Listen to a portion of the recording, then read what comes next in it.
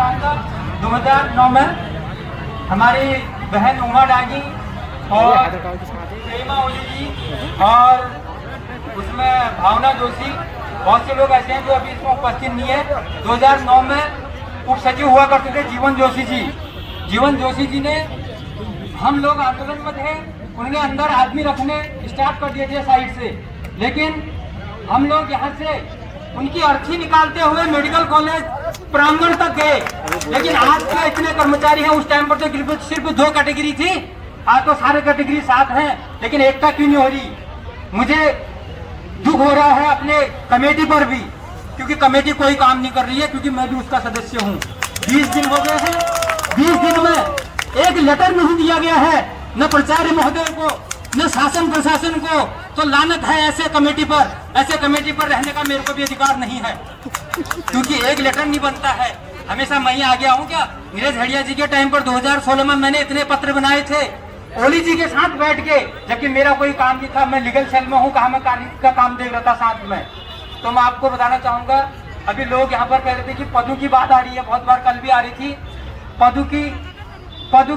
पदों से किसी को डरने की जरूरत नहीं है, सबके पद हैं। 2013 में माननीय न्यायालय नैनीताल ने एक ऑर्डर पारित किया था, जिसमें साफ लिखा गया है कि 10/4/2010 का जो मीटिंग 6/4/2010 का जो एक मीटिंग से जारी किए गए थे सचिव महोदय द्वारा, उसमें FRDC की सारे वो मिनट से हैं, उसमें मुख्य सचिव भी थे, प्रमुख सचिव महोदय भी थे और नृप सिंह नप्रचार उस टाइम शायद मेरे को लग रहा है कि वो सचिव थे, मेरे को इतना याद नहीं आ रहा है।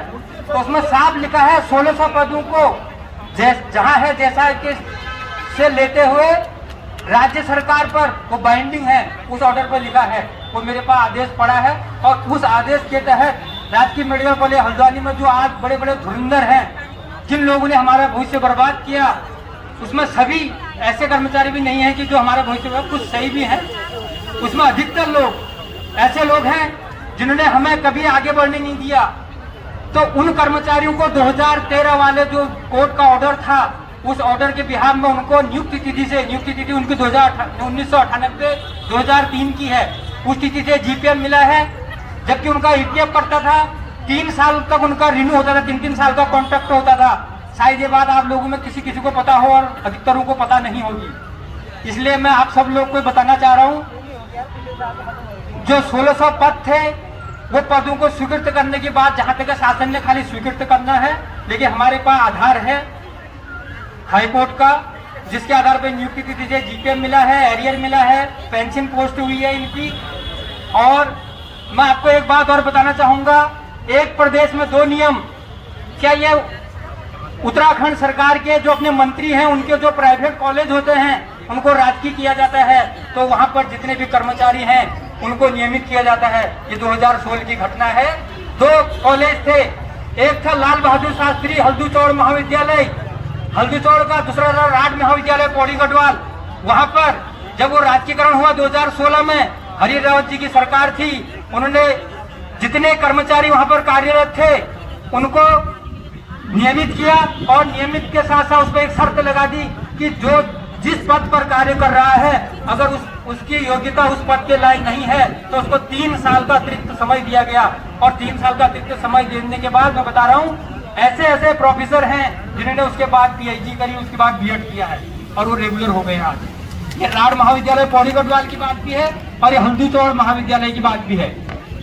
और वही राजकीय मेडिकल कॉलेज हल्द्वानी 2010 से पहले ट्रस्ट था और 2010 में राजकीयकरण हुआ, तो वहां पर एक जुए क्या था यथास्थिति। मैं आपको बताना चाहूंगा, हमारे बीच में भड़काने वाले बहुत हैं, वो बोलते हैं भाई लोगों तुम तो 2010 के बाद आए हो, तुम्हारा भला नहीं होगा। मैं आपको इस मंच के माध्यम से बता रहा हूँ, सबका भला होगा, क्योंकि जियो होगा तो आज होगा। उस टाइम पर यथास्थिति की बात कही गई थी। यथास्थिति का मतलब जो जहां है जैसा ही की तर्ज में राजकीय किया गया था। तो मैं आप लोगों को